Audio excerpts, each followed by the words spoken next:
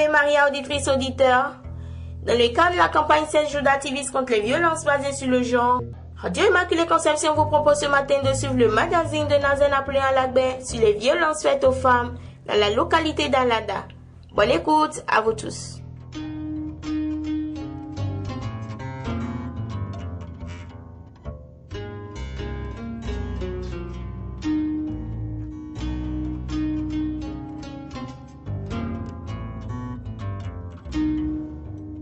Les violences basées sur le genre constituent un phénomène contre lequel les dirigeants des ONG luttent depuis des décennies. Pourtant, ce phénomène tarde à être éradiqué malgré les lois prises. En tout cas, au Bénin et dans la commune d'Alada, voici ce que la population connaît des violences faites aux femmes. Les hommes qui tapent leurs femmes, qui ne donnent pas à manger à leurs femmes. Tout ça là, c'est violence faite aux femmes. Quand tu laisses ta femme et tu t'en vas, tu pars, c'est une violence que tu as fait à ta femme. Et tu ne laisses pas la viande de manger, tu la forces à faire l'amour. Tout ça là, c'est une violence faite aux femmes que moi je connais. Le fait de taper la femme, c'est une violence.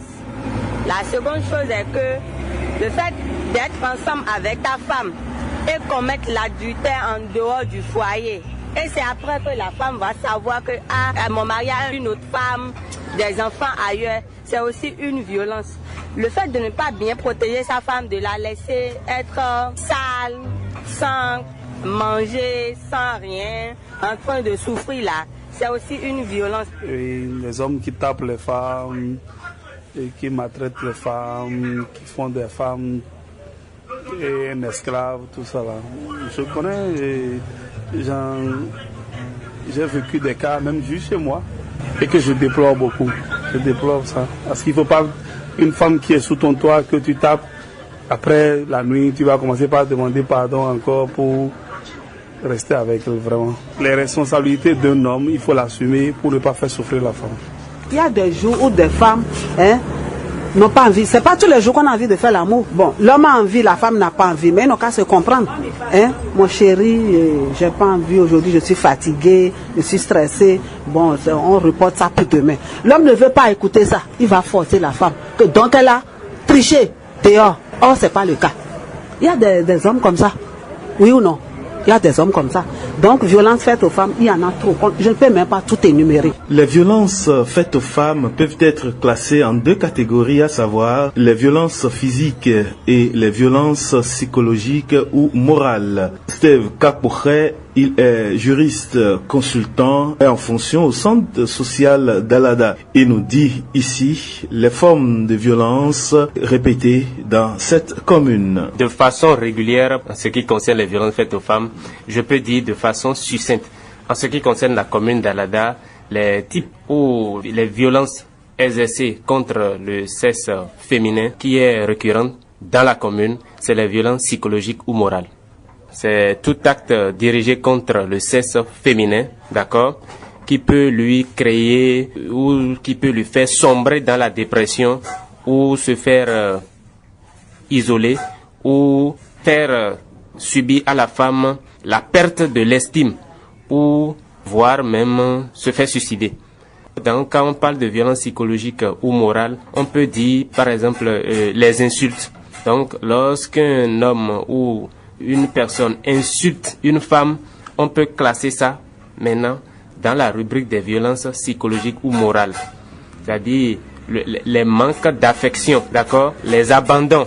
Quand on parle d'abandon, par exemple, maintenant, il y a généralement les hommes abandonnent de façon volontaire les enfants, les progénitures. Dans certains milieux, vous allez apprendre que les hommes se marient à plusieurs femmes, d'accord, et ils font beaucoup d'enfants, et selon eux, chaque femme doit essayer de supporter les enfants. C'est dit donc que l'homme a déjà eu à faire le maximum possible qui le concerne, qui n'est rien d'autre que enceinte la femme. Donc tout le reste, se nourrir, se vêtir, se loger, se soigner, s'instruire, ça revient maintenant à la femme. L'homme n'est là que pour enceinte.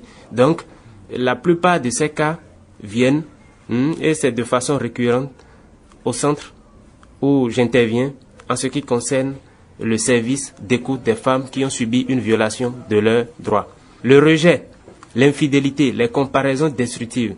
C'est-à-dire, vous rentrez dans certains couples, dans certaines familles, lorsqu'il y a peu de discussions, l'homme se met à donner de surnoms ridicules à la femme, à insulter la femme, à faire des comparaisons.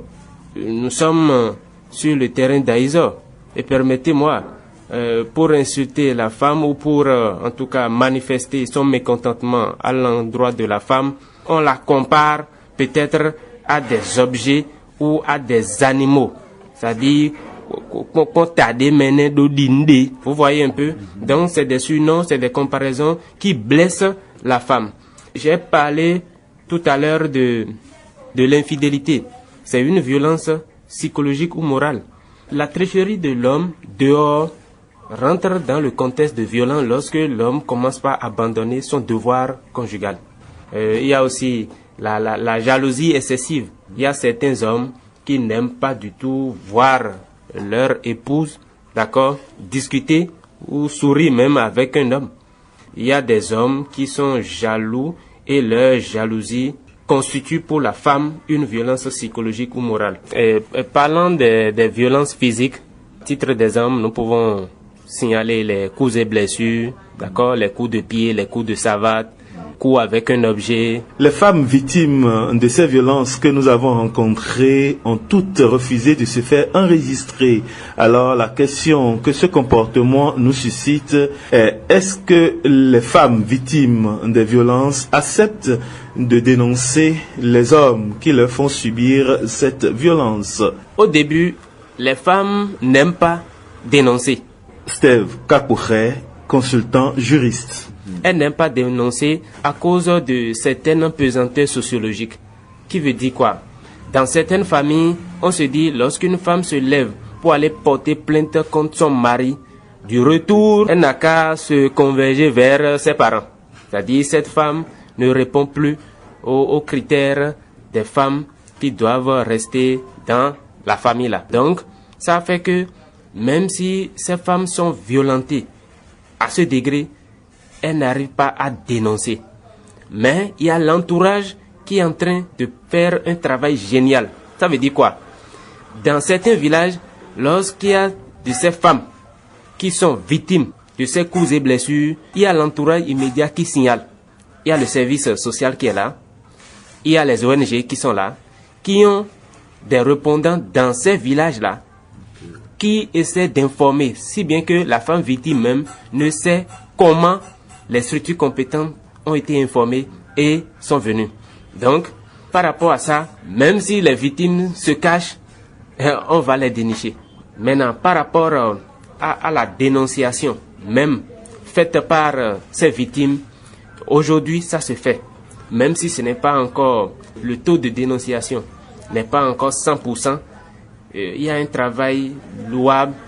Les femmes ont aujourd'hui une certaine aisance à vouloir se porter vers ces instances, d'accord, pour pouvoir dénoncer ces hommes qui exercent sur elles de violence.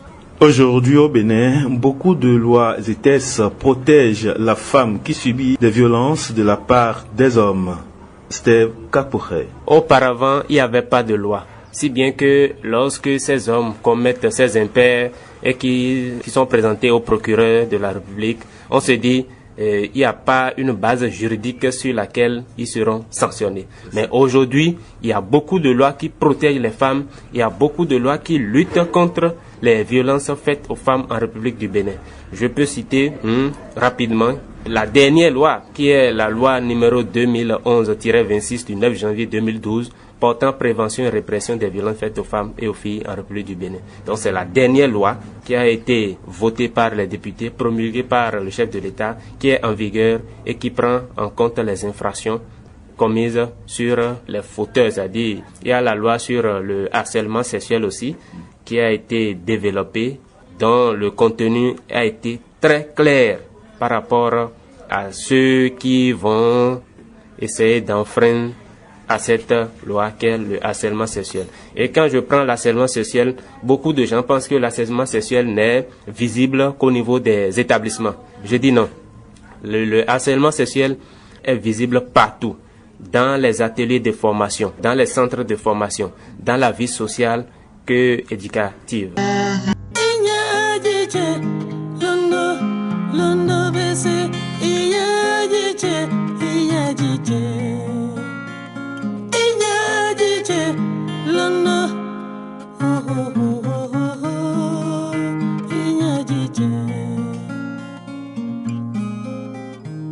Les hommes, dans leur ensemble, n'ignorent pas ces lois, pourtant ne font rien pour que ce phénomène se recule. Nous avons rencontré un jeune homme chauffeur qui ne méconnaît pas la loi. Écoutons plutôt dans cette interview l'histoire de Georges, chauffeur sur le parc d'Alada. Moi, je suis chauffeur. Et vous avez une femme? Oui, j'ai des enfants. Et la femme? La femme, bon, on a fait, bon, avant là, elle est chez moi, on habite ensemble. Maintenant, il y a palabre tout le temps, il y a bagarre, il y a tout. Bon, elle est partie rejoindre ses parents. Il m'a même allé signaler au centre social. C'est à cause de ça, elle est partie rejoindre ses parents. Je pars des fois déposer l'argent chez les centres sociaux. Pour déposer l'argent là-bas, lui vient chercher l'argent pour les enfants. Vous savez que en se bagarrant avec la femme, c'est une violence que vous faites à la femme.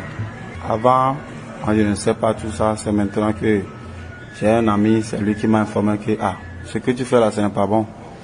Il y a les ONG, les centres sociaux et les tribunaux. Mes amis forment comme ça. J'ai dit que moi, je ne connais pas tout ça là. Il n'a qu'à me laisser. Et il y a un jour, on a bagarré et je l'ai fait. Un jour, je suis venu au boulot. Elle est partie. Elle m'a allé signaler. Et j'ai dit que pourquoi elle est partie comme ça? J'ai allé chez ses parents. Ses parents ont dit que avant que moi il va me rejoindre, on va aller au tribunal avant que il va me rejoindre. J'ai dit pourquoi les choses sont comme ça? J'ai dit que moi je ne sais pas qu'il y a. On ne tape pas les femmes. Sinon c'est à cause de violence ça. C'est à cause de ça les ONG là, ils ont créé partout. Les ONG et les centres sociaux, ils ont créé ça partout pour soutenir les femmes à cause de violence faite aux femmes. Maintenant, je vais prendre une autre femme. Si tu prends une autre femme maintenant, est-ce que tu vas encore la violenter? Tu vas lui porter encore des coups et blessures volontaires? Non, comme j'ai âgé, bon, je ne peux plus faire ça. Comme maintenant, j'ai connaissé tout ça là maintenant, je ne peux plus faire ça. Je vais le cadrer et on va se comprendre.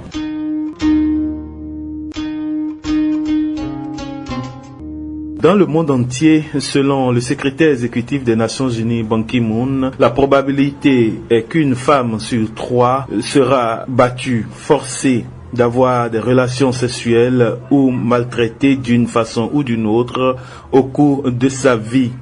Ensemble, nous pouvons réussir à démentir cette statistique en nous aimant davantage et à faire cultiver la paix autour de nous. Cesse de me haïr! Mais je ne te hais pas, Angel, c'est toi qui me hais! Moi, je t'aime!